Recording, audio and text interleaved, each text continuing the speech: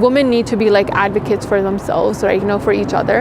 And the same goes for like, actually finding sponsors for women in the workplace. Not just mentors, but sponsors, like people who will be out for you, who will advocate for you.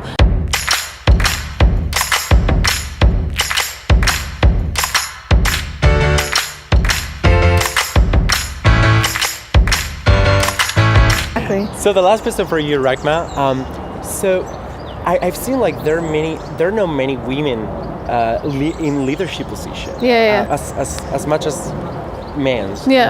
So what do you think like we all can do in order to bring that diversity to our workspaces and to encourage that kind of leadership as well? So I think the interesting thing is, and there was a really good talk by Sheryl Sandberg on this, like I saw it, it's been a few years now, and it was about like, women get to maybe the manager position, but they never really end up getting to like, the C-level position, or they never end up breaking the quote unquote glass ceiling. And I think that's just because of the fact that like the drop-off rate is so high.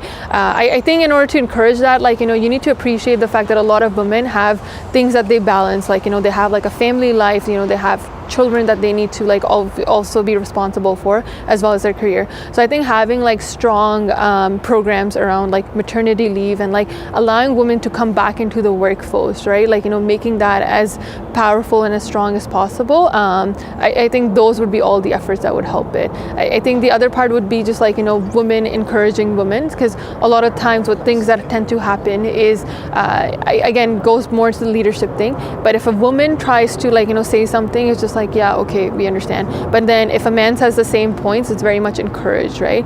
So like, I think women need to be like advocates for themselves, right? For each other. And the same goes for like, actually finding sponsors for women in the workplace. Not just mentors, but sponsors, like people who will be out for you, who will advocate for you, and advocate for you when you're not in the room. And also in terms of like bringing more computer science students that are women, like is there any secret sauce there? I think the earlier you can start, the better it is, right? Like the more amount of exposure. So like, again, me, for example, I was not exposed. Like I went into software, or went to computer engineering by chance. I wanted to do medicine my entire life, and then I just discovered, I was like, I'm not so into it. And that happened to me all in a small amount of few months while I was in grade 12.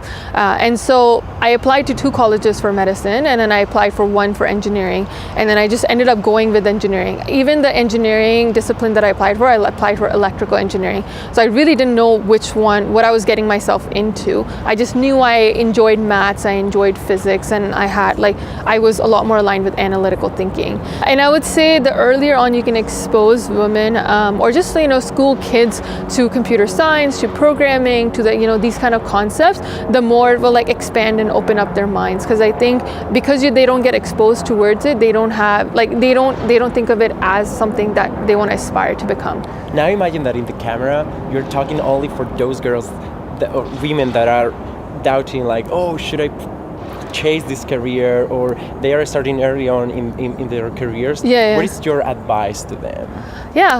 So to those girls out there that are still pretty early on, they don't really know exactly what to do, they want to explore it, I would say that actually go out and try different things, try programming, right? And it might seem like very much of an alien concept to you, but go ahead and try it.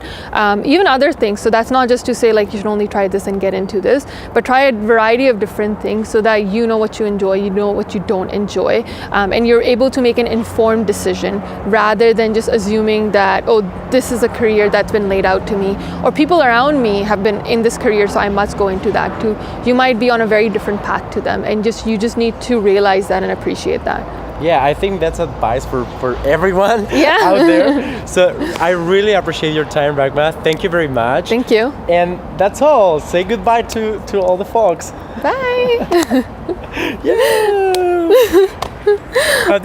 Video it's over. That's all. But you can still watch more videos. Maybe you can enjoy this video, or maybe you can enjoy this video, or maybe this one, or you know what? Maybe you can watch all of them. And by the way, if you really enjoy the channel, subscribe right here. Just one click and you're